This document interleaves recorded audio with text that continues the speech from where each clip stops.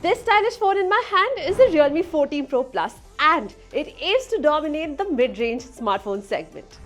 However, the recently launched Poco X7 Pro is a performance powerhouse, and I think it's an interesting contender to the Realme 14 Pro Plus. Okay, before you start hating me in the comment section, hear me out. These two phones might look like they're made for completely different people. Poco is all about power and speed for gamers, while the Realme is about capturing great photos. But chances are if you're shopping for a solid mid-range all-rounder, you will consider cross-shopping them. So which phone really earns that space in your pocket? But before I start, please subscribe to TechHook to keep up with the latest in tech. Design-wise, the Realme 14 Pro Plus is an evolution of the Realme 13 Pro Plus, and it feels a lot more premium than the Poco X7 Pro. The Realme is flatter than its predecessor because it opts for quad micro curved front and back panels as compared to dual side curved panels on the 13 Pro Plus. But the 14 Pro Plus has a party trick this time around. This pearl white color of our review device not only looks great with its shell-like textures, but it also changes colors under certain conditions. When exposed to extremely cold water or ice, the pattern turns from pearl white to blue, resembling ocean waves. This looks cool for sure, but it's also quite silly because finding ice around in random scenarios is not ideal. Although putting ice on it won't bother it much thanks to its IP69 rating. On the other hand, the Poco X7 Pro adopts a distinct design language featuring a flatter profile compared to the Realme. It sports a vegan leather bag with bold color combinations, including a striking yellow-black option which is loud and might not appeal to everyone. Talking of vegan leather, you can also have it on the Realme if you opt for the grey color option. Moving on, the X7 Pro features a slightly larger 6.73-inch flat display with a 120Hz refresh rate, making it well suited for gaming.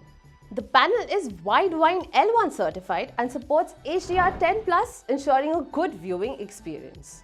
On the other hand, the Realme 14 Pro Plus has a slightly bigger 6.82-inch AMOLED panel with a 1.5K resolution and a 120Hz refresh rate.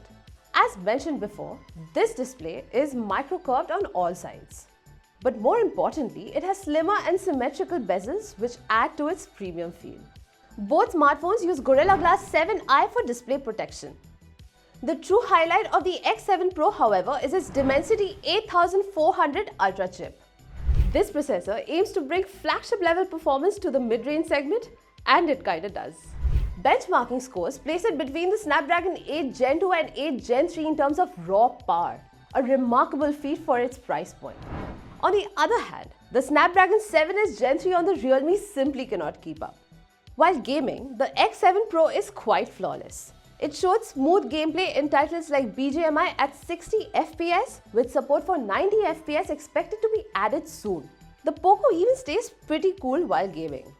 On the other hand, the Realme 14 Pro Plus can also handle BGMI at 60 FPS, although I'll suggest keeping the graphics settings lower to avoid frame drops.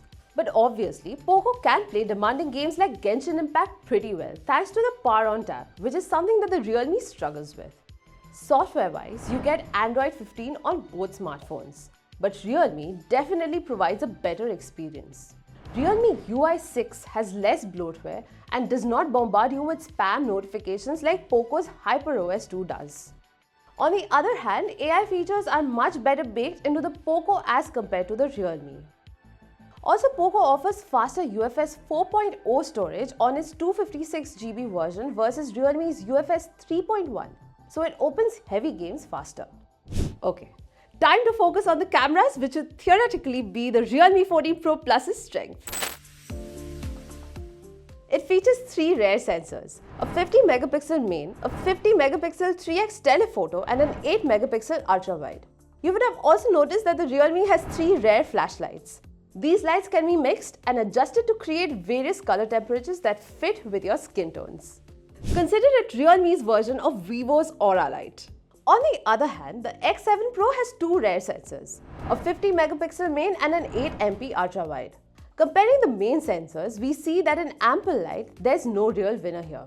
While the Realme captures more details, Poco does have better dynamic range in few situations. But the Poco just cannot keep up with the Realme in low light shots. Realme's triple flashlight setup does help with enhancing low-light portraits, but it needs specific situations to work the best. Moving on, it is also surprising to see that the camera-focused Realme 14 Pro Plus does not record 4K 60fps videos with its main sensor, while the Poco X7 can. Also, Poco ends up giving more stable footage. As far as ultra-wide cameras are concerned, they are fine on both, giving a decent level of detail. Although both ultra-wide cameras do not match the colors of their respective main cameras. Realme 14 Pro Plus's optically stabilized telephoto camera is capable of taking some great portraits with very good edge detection. This camera can also zoom at up to 120x, providing valuable information in specific scenarios. This telephoto camera can also film videos at 4K 30fps, giving usable footage. Talking of selfie cameras, it is a complete win for the Realme 14 Pro Plus as the Poco X7 Pro has issues with exposing the subject's face properly.